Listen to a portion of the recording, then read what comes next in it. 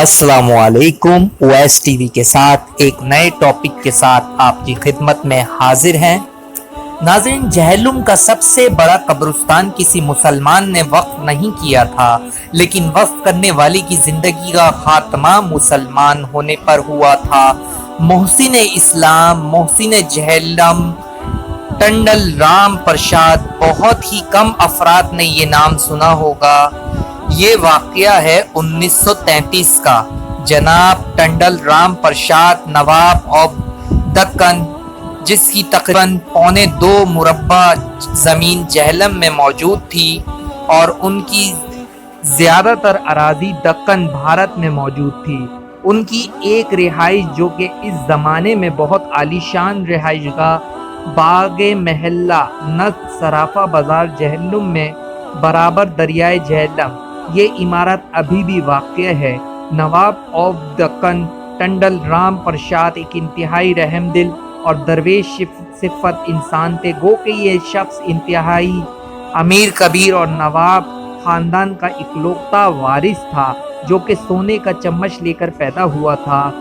अहले जहलम में सिर्फ चंद अफराद ही जानते होंगे। नवाब ऑफ दक्कन अक्सर औकात अपनी अराज़ी देखने दक्कन से जहलम तशरीफ़ लाते और इन दिनों भी वो जहलम ढोक अब्दुल्ला के नज़दीक अपनी ज़मीनों की देखभाल कर रहे थे कि कुछ लोग एक बूढ़ी औरत का जनाजा लिए उनके पास से गुजरे।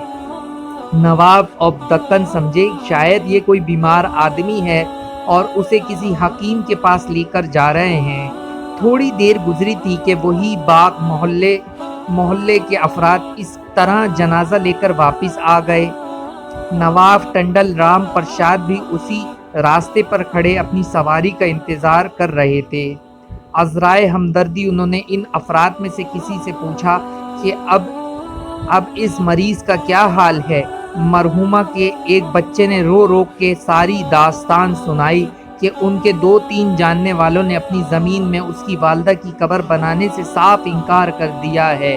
अब हम उस औरत की कब्र अपने घर बनाने के सिवा कोई चारा नहीं। हमारे पास उस औरत की अपने ही घर में कब्र बनाने के अलावा कोई चारा नहीं। नवाब साहब ये सुनकर बहुत रंजीदा हुए और बेशक अल्लाह की रज़ा व मर्ज़ी के बग़ैर ना कोई नेकी कर सकता है और ना ही बुराई।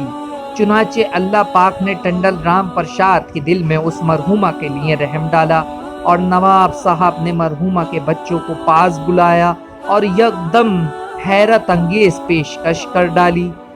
अगर आपके मुसलमान भाइयों ने मैयत दफनाने से इनकार किया है तो आप परेशान ना हो। ये ज़मीन ये जायदाद इधर ही रह जाती है। अलबत्ता हम सब इंसानों ने जल्द या देर से ज़रूर इस दुनिया से चले जाना है। आप लोग मेरी इस ज़मीन पर जिस जगह चाहें अपनी वालदा को दफन कर दें और आज से मैं अपनी ये 2.25 मुरब्बा ज़मीन मुसलमानों के कब्रिस्तान के लिए वक्फ करता हूँ।